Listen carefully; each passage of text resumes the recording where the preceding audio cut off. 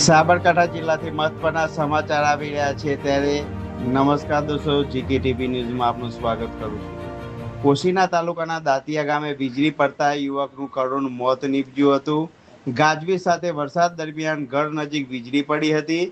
યુવક ઘર આગળ ઊભો હતો ત્યારે અચાનક વીજળીનો આંચકો લાગ્યો હતો। ગંભીર રીતે દાઝી જતા યુવકનું ઘટના સ્થળે મોત નીપજ્યું હતું। 18 વર્ષનો યુવક વિક્રમભાઈ માલજીભાઈ તરાર, ગામ સનાલી, તાલુકો હળાદ, બનાસકાંઠાનો રહેવાસી હતો। વેકેશન દરમિયાન તે પોતાના મામાના ઘરે દાંતિયા ગામે આવ્યો હતો। અચાનક બનેલી ઘટનાને પરિવાર અને ગામમાં શોકનું મોજું ફરી વળ્યું છે। અમારી ચેનલને લાઇક, શેર અને સબસ્ક્રાઇબ કરજો। સાબરકાંઠા જિલ્લાથી મહત્વના સમાચાર આવી રહ્યા છે ત્યારે નમસ્કાર દોસ્તો, જીકે ટીવી ન્યૂઝમાં આપનું સ્વાગત કરું છું। કોશીના તાલુકાના દાંતિયા ગામે વીજળી પડતા યુવકનું કરુણ મોત નીપજ્યું હતું। ગાજવીજ સાથે વરસાદ દરમિયાન ઘર નજીક વીજળી પડી હતી। યુવક ઘર આગળ ઊભો હતો ત્યારે અચાનક વીજળીનો આંચકો લાગ્યો હતો।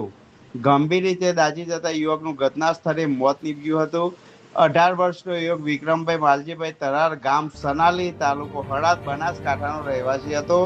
વેકેશન દરમિયાન તે પોતાના મામાના ઘરે દાંતિયા ગામે આવ્યો હતો। અચાનક બનેલી ઘટનાને પરિવાર અને ગામમાં શોકનું મોજું ફરી વળ્યું છે। અમારી ચેનલને લાઇક, શેર અને સબસ્ક્રાઇબ કરજો। સાબરકાંઠા જિલ્લાથી મહત્વના સમાચાર આવી રહ્યા છે ત્યારે નમસ્કાર દોસ્તો, જીકે ટીવી ન્યૂઝમાં આપનું સ્વાગત કરું છું। કોશીના તાલુકાના દાંતિયા ગામે વીજળી પડતા યુવકનું કરુણ મોત નીપજ્યું હતું। ગાજવીજ સાથે વરસાદ દરમિયાન ઘર નજીક વીજળી પડી હતી। યુવક ઘર આગળ ઊભો હતો ત્યારે અચાનક વીજળીનો આંચકો લાગ્યો હતો।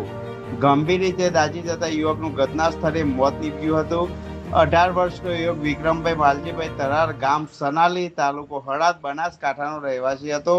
વેકેશન દરમિયાન તે પોતાના મામાના ઘરે દાંતિયા ગામે આવ્યો હતો। અચાનક બનેલી ઘટનાને પરિવાર અને ગામમાં શોકનું મોજું ફરી વળ્યું છે। અમારી ચેનલને લાઇક, શેર અને સબસ્ક્રાઇબ કરજો। સાબરકાંઠા જિલ્લાથી મહત્વના સમાચાર આવી રહ્યા છે ત્યારે નમસ્કાર દોસ્તો, જીકે ટીવી ન્યૂઝમાં આપનું સ્વાગત કરું છું। કોશીના તાલુકાના દાંતિયા ગામે વીજળી પડતા યુવકનું કરુણ મોત નીપજ્યું હતું। ગાજવીજ સાથે વરસાદ દરમિયાન ઘર નજીક વીજળી પડી હતી। યુવક ઘર આગળ ઊભો હતો ત્યારે અચાનક વીજળીનો આંચકો લાગ્યો હતો।